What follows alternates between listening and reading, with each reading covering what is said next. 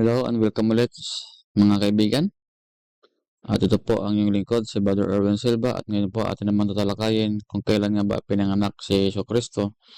Kasi po marami po mga Catholic fake defender na nagsasabi na 25 talaga yung ipinanganak si Jesucristo. No? At even po yung mga Christians no na hindi rin naman sila naniniwala na December 25 pinanganak si Kristo pero pinagpalagay lang nila na yan December 25 was the birthday of Jesus Christ, no? Alam naman po natin mga kaibigan kung kanino pong birthday yun. At yun po ay ating na pag-alaman, no? Ng isang ating video, yung Wine of Babylon in Revelation 17, the name of Christmas Day. Tingnan nyo lang po yung video na yan. At dito naman po mga kaibigan, atin naman talakayin kung kailan nga ba ipinanganak si Jesucristo based on binibigay ng mga detalye ng mga sa Biblia na ating mababasa at of course sa help naman po ng ibang mga libro na binibigay ng mga scholar. Okay po. Ito po mga kaibigan, atin pong tignan. There was in the days of Herod, the king of Judea, a certain priest named Zacharias, no? Of the course of Abaya. Yun, si Abaya po yung ating K dito mga kaibigan. Kasi po si Zacharias daw was the lineage of the family of Abaya.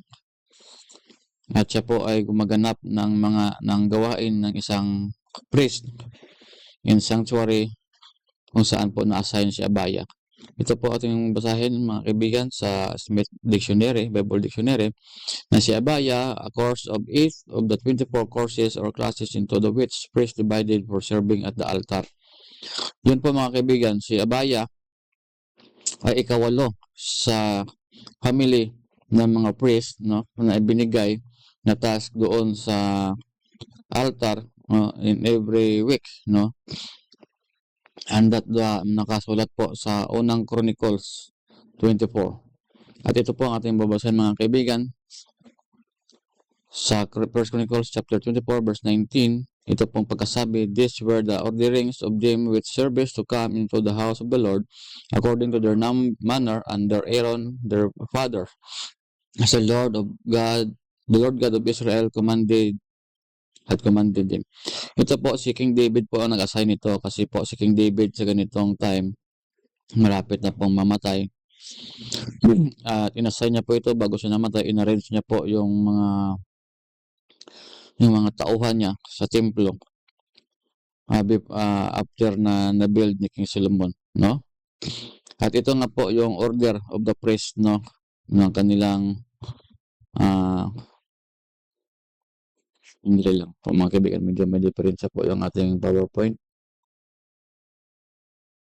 At ito po ay ating tignan. Okay.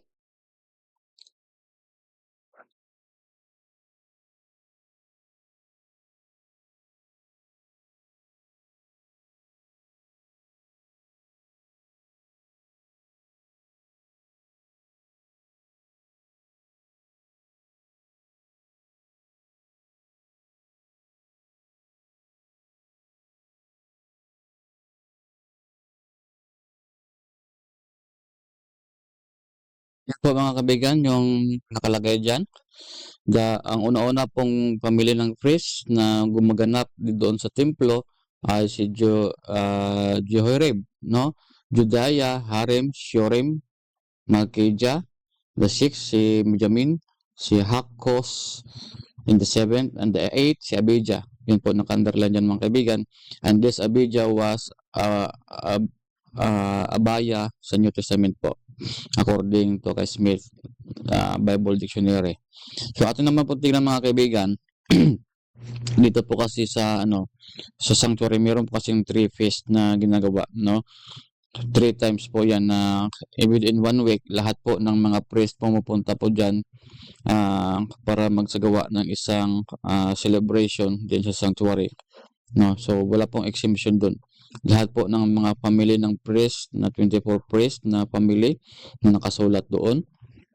Dito po mga kaibigan, sila po ay nagsiservice dyan sa sanctuary, and that was unleavened bread Meron din po diyang tabernacle at saka yung Pentecost, no? So dito mga kaibigan, atin namang i-layout, no, yung first Nisan, no, between March and April, no?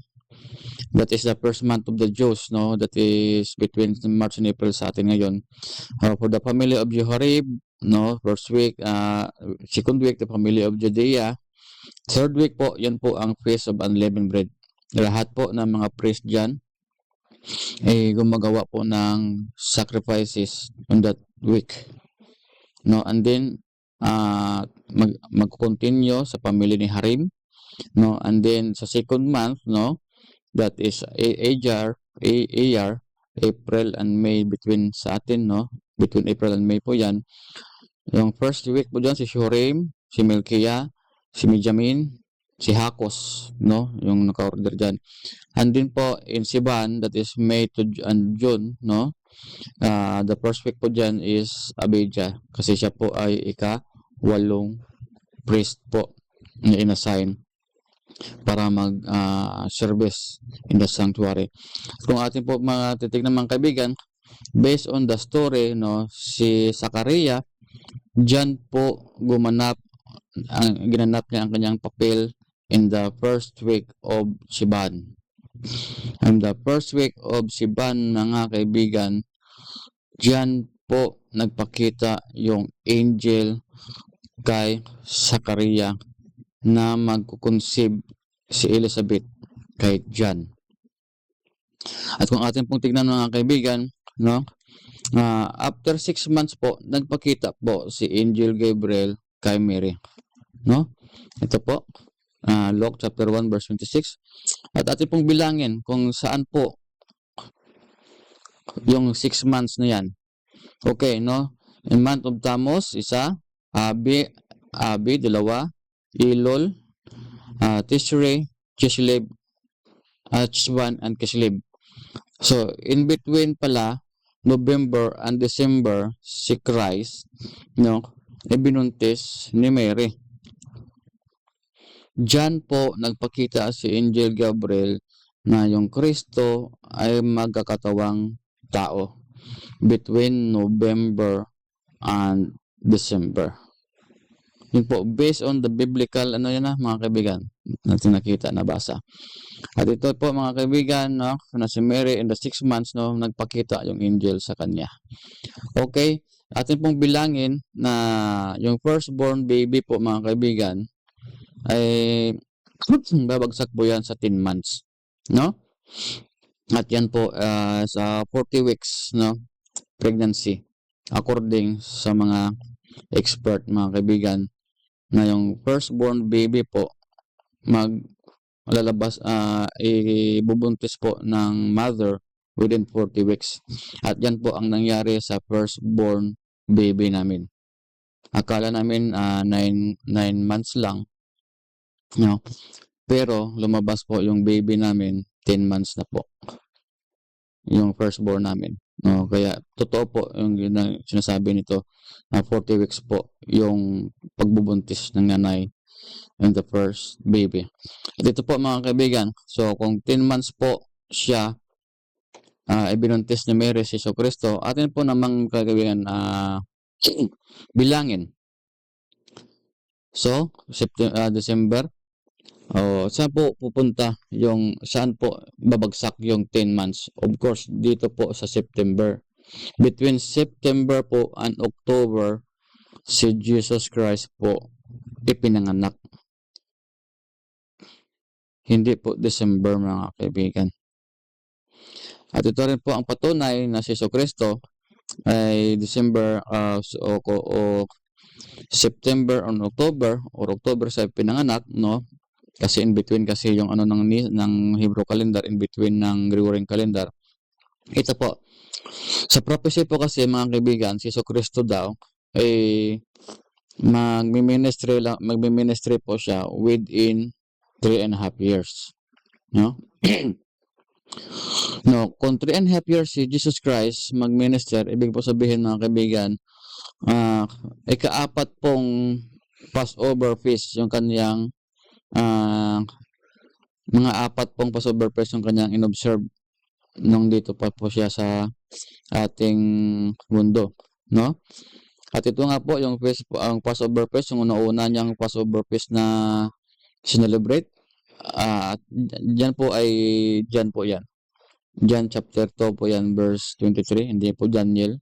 So, halos tanan po. Daniel yung nilagay ko. Sige, ating pong ano niya mga kaibigan, correction po natin yan.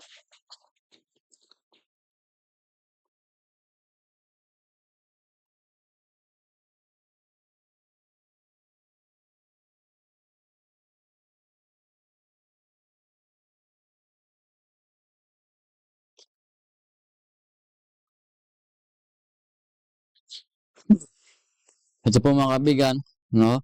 Yung first Passover po ni Jesus Christ na in-observe, and that was then John chapter 2 verse 23. At pangalawa po, yung chapter 5 verse 1, yung Feast of the Jews. Yung Feast of the Jews po dyan mga kaibigan was a Passover po according to John chapter 6 verse 4. At yung pinakahuli po, yung John chapter 18 where si Jesus Christ na crucified. Kung atin po moong bilangin mga kaibigan, yung Passover feast po, na sineselebrate po yan on month of Nisan in the Hebrew calendar. Sa atin po, between March and April po yan. So kung bilangin po natin mga kaibigan, no? Jesus Christ was born between September and October. Bilangin natin, October to November, November to December, December to January, January to February, February to March, and March to April. Exactly po 6 months. Kasi po 3.5 years po si Jesu Cristo nag